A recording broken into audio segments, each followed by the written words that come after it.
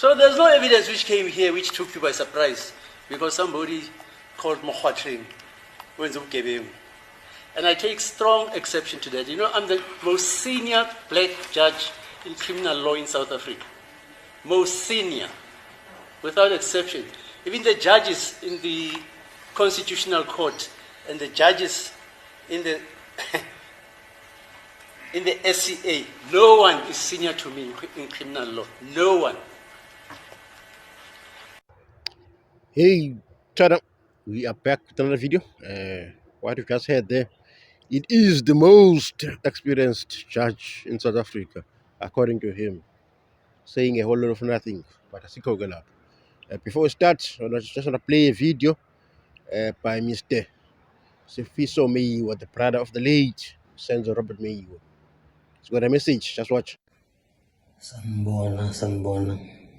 Igama lami uSifiso Meyiwa. Ubhuti kaSenzo Meyiwa.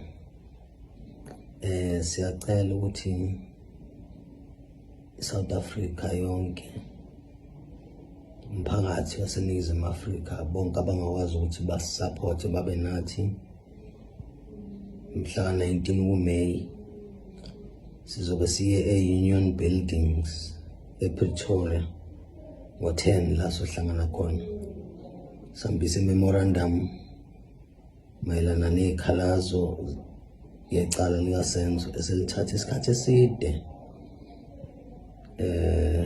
lingasolveki ngoba lokho kwenzakalayo lapha ecourt akulona icala laSenzo lento yenziwa lapha ecourt. Siyokhalaza ngoba manje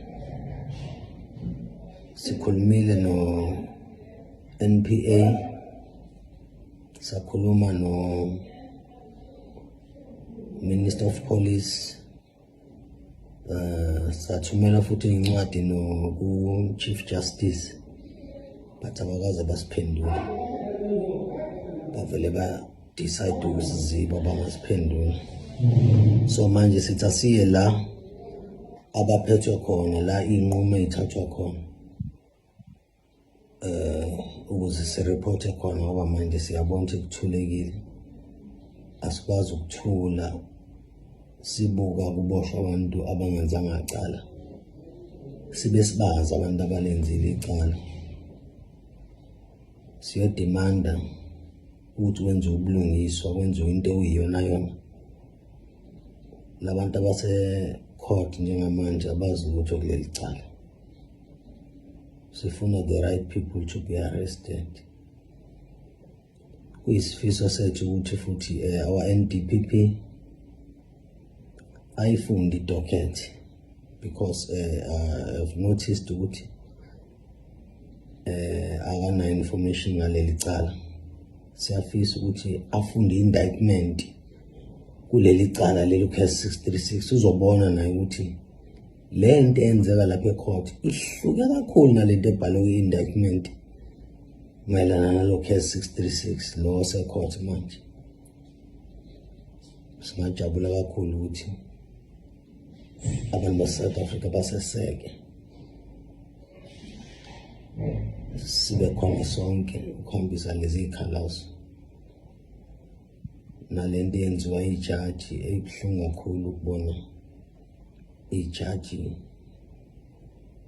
lithatha inqumo singakaze siyibone lithathwa amajaji izinto engavumelekile kodwa zenziwe zivumeleke kule court. Ziningi izinto ezenziwa lapha ecourt engekho emthethweni kodwa kule court ekhona kuleli cala zithathwa njengento normal nje.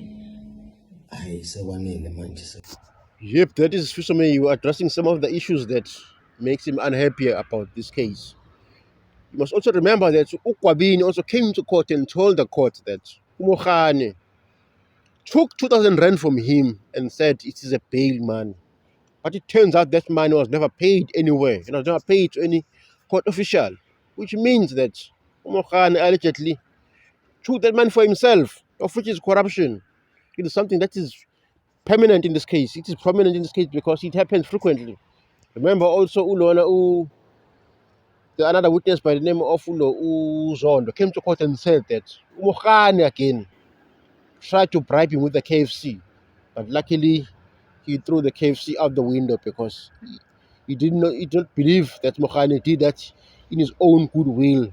Maybe it could have been poisoned, which is how he threw away the KFC. Just listen to this and we'll talk about it. Phuma lapho athi lento ayenzeke ebusuku kuleli gumbi leli ngangivayele kulo asengibuyisela isitoksini wazothi emini ngeSunday yakhona sike ba late nangimapu umkhari ezongikhipha engithathe ngisale engithengeni iKFC ngayikhipha ngewindi ngayilahla. My lord, after I was removed from that room where we were initially into the cells, because all that happened at night, and then on Sunday during the day, Mokgane came, took me, and then he also bought me KFC, which I flipped out of the window. That waiting area and say the court is going to demand 2,000 rand for a bail for you to be released out on bail. Mokgane uza kuwena uyakutshela ukuthi ke inkantolo izodinga imali engango-2000 ukuthi ke udedelwe noma ukhishwe. Yes. And that is even before you could appear at court. Lokho kwenzeka ngaphambilini kokuthi uyobingelela imantshi. Yes, before I even went. You made means to get that money, 2,000 rand, then you gave it to Mokgane. Wase uyazama ke ukuthi uyihlanganise leyo mali wayinikeza uMohane. Yes. And you get released. Wakhishwa. I got released. Did Mokgane give you any document which would? He gave me nothing. Let me tell you, when a person pays a bail, there is something that is normally referred to as a bail bond, like a bail receipt. So you never got that document. Ngokujwayelekile ke uma umuntu ekhokha imali leyo yebail kunepheshana ke okubizwa ngokuthi phecelezi ke ireceipt umuntu alitholayo uthi awukazi ulithole wena. He never gave it to me. And what would also happen is that bail is fixed by the court unless it is a police bail. Okuvamisa ukwenzeka ke ukuthi kuba yimantshi noma ke kuba inkantolo ke eye ekunikezeke noma isho ukuthi ke imalini ibail yakho ngaphandle kokuthi ke yiloko kubizwa ngokuthi ke ipolice bail. But even so, when you pay a police bail, you are entitled to a receipt. Kodwa ke noma kuyiyona ke leyo ke oyithola emaphoyiseni ibail, kodwa ke kufanele ukuthi nje bekhona okutholayo ireceipt. No, I never received anything. So Mokgane took the 2,000 rand. Now, we have seen that two individuals have accused Mokgane of doing something that is unbecoming of a police officer. Firstly, Ukwabini accused Mokgane of taking 2,000 rand from him and keeping it to himself. Secondly, other witness saying that Mokgane tried to bribe him with the KFC just to implicate these men before court. So, they do not conduct a proper investigation which is based on evidence, but it is based on statements that are coerced or obtained under duress.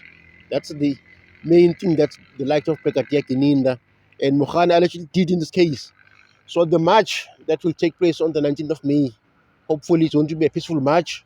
It's going to address these issues because this case needs to end at some point, because we cannot have a case that lasts for so many years. And to make it worse, you've got the wrong accused before court. So hopefully that will take place peacefully. That's very important because we do not need people getting injured and so on and so on. But hopefully it's going to move on speedily and peacefully. Now the case will resume today, and Ramosepile promised us a new witness that will testify on behalf of Bongani. So far, I'm quite happy with what Ramosepile has done, but he can do more. He can do much better because Tanzi is obviously innocent from this case. He still needs to bring that witness that is going to confirm the alibi of Bongani, because it is important that he tells the court to Gupi, because if he doesn't, ubaloyi and rats bojabule bothi yeah uyabona ukuthi awukwazanga ukuprove ukuthi okuphi. But remember ukuthi uNtanzi it has not to prove anything, because the state has the burden to prove its case beyond reasonable doubt, and the state so far ihlulekile ngoba ubufakazi abukho obukhombisa ukuthi uNtanzi wayekhona ku-crime scene. Abantu abathi wayekhona bamkhomba, but ubufakazi obusenkantolo busho otherwise, ngoba ile nto le i-DNA ithi wayengekho, nabanye laba 5 babengekho nabo crime scene. So kasazi ukuthi ibubu ubufakazi uGininda nobaloyi abakhuluma ngabo, ngoba i-DNA expect yafika enkantolo yathi bonke lamadoda lawo ayengekho at the crime scene. So we shall see ukuthi ubani-ke witness that Ramusipule will bring.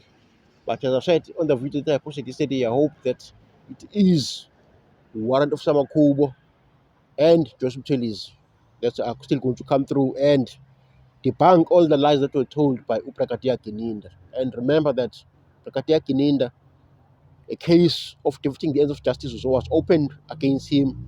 Ivula ubani, ivula what of Samakhubo, because Makuba said Uprakatia Gininda allegedly stole a statement from the dockets. That statement was deposed by Umlungsi, which is very important, because if the court is told that Gininda behaved in a manner unbecoming of a police officer, that will tarnish his integrity as well as his credibility before court, thus creating more reasonable doubt on of the way he collected evidence.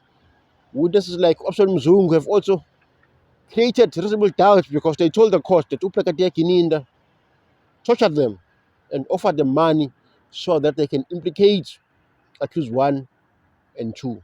So Umakhubo, if he can do the same thing and tell us what else did Brigadier Gininda do in this case that is against the law, then we'll have this case moving in a direction of not guilty for this accused. Even if Rata says they are guilty, but we can still take the case on appeal and then review the wrong judgment. Judge Fakazile Rata. But Ulo Umakhubo, remember now, he was threatened for so many years because he exposed corruption ga Brigadier Gininda and the likes of Omokhane, Mohola, and Abu Maphumulo. Remember, Maphumulo, we were told by Kwabini that he tried to plant a gun under his bed so that Kwabini would then, in return, implicate Ama accused. Because they said, Kwabini, if we say we found this gun under your bed, we're going to charge you. But if you testify against this accused, we will not do so. But Kwabini refused to do so. And Maphumulo is yet to come to defend himself before this court. We were told by Rata that he would call all the Mapoisa Lawa that were involved in the arrest of Kwabini, as well as in the arrest or in the torture of Ulo Umakwasonke and others. But we shall see what the next one. But I'm hoping that Ramusipile will get Umakhubo and Joseph Telis. Remember that Joseph Telis was also demoted because he participated in the opening of docket 375. The state was not happy at all that Joseph Telis was part of the crew that was opposing the state in the view Yoguchi there was an intruder. So you can see in this case that if you differ with them, they deal with you decisively. You get demoted or get harassed like Makubo. Makubo eventually resigned from the police because of the constant threats that he was getting from the police because of his involvement in the Mayo case. We also heard in the Nkabinde inquiry where a witness said that Makubo was told that if he dare talks about the Mayo case, then his life will be in danger. It is something that is being mentioned in the inquiry. I'm hoping that Makubo can also address that so that we know who is that person that threatened him. But I suspect who to Nihazu Tuban, the very famous Brakatia. Because Nihazu Tuban. And thereafter, in times once it's done with this case, it's going to be the turn of accused number 3, of which is Ukadla Mncube. Remember that Ukadla Mncube, when he was arrested, by the likes of Udlamini and I forgot that other police officer arrested him. But when they arrested him, they say they found a gun with him. That was in relation to the matter that was in that other case. That's what he was charged for. That gun he was accused of shooting and unaliving a taxi boss in Cleveland. So it is part of the Cleveland case that he was allegedly found guilty on. But the main thing is that when they arrested him on that day, they then tested his gun and found that it is not a match with the cartridge that was found in the Mayor shooting. So Ugadla he's got a good evidence because now some police officers says his gun was not a match. So the trouble began when the likes of Brigadier Gininda came to the case. That is when the evidence started to be cooked. So I'm hoping that Umnisi will then call the police officer again to come and address the issue of the testing of Ugadla Mliwe's gun, because the gun evidence is crucial. But the gun that shot Senzo was a revolver, not the 9mm. So already we have contradictions when it comes to Gadla's case.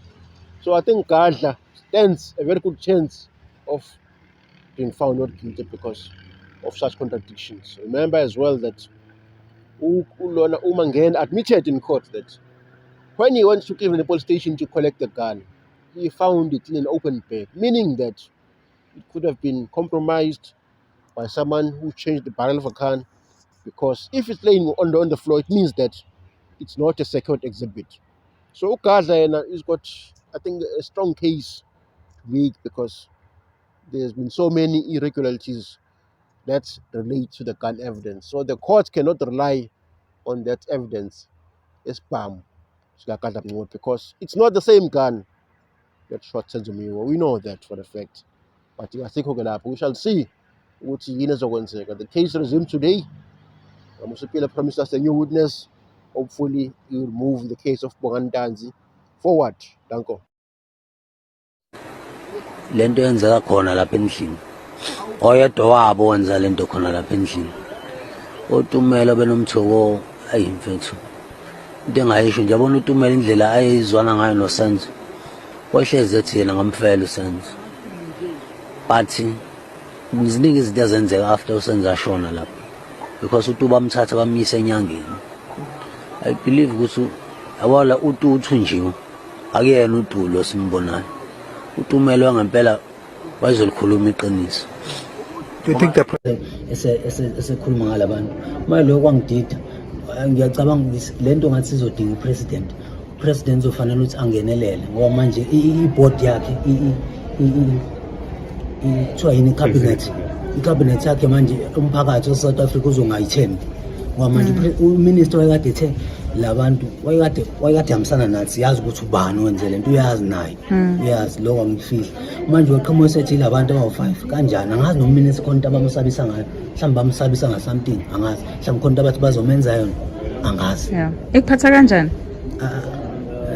I'm very strong because I believe in God. I'm a man of God and I don't fear anyone. Khona babe ngitshela ethweni bathi yeke le case yeke vele umfona ngasekho ngithi mina hayi wathatha ukuthi uJesu afi ukuze thina sisindiswe nami ukuthi fanele ngife ukuze lecala livele kunjalo. I believe in God. I have a strong relationship with God. I don't fear any man even ngathiwa upresident uyini ipower ngisabi.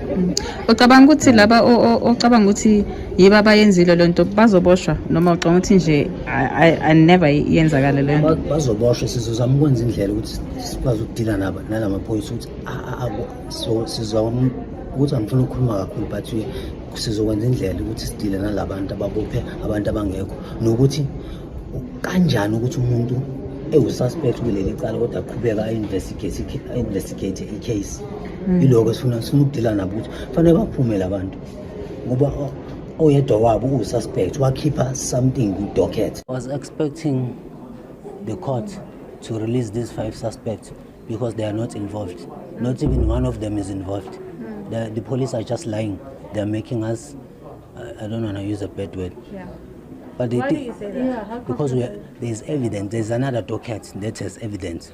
But there's a lot of dockets. Bias. Mina abangibheki. Bias. there's evidence. Even no minister uyazi le team le yabo le team le bophela abantu.